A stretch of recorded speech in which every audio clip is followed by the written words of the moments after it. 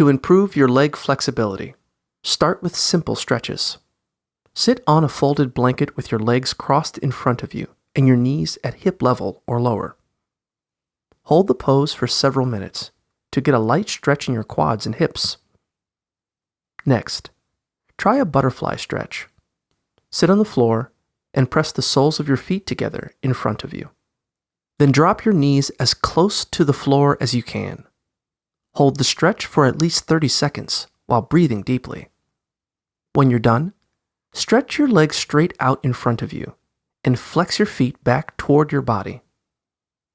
While keeping your back straight, reach out and try to touch your toes. Finally, lie on your back with your knees bent and your feet on the floor.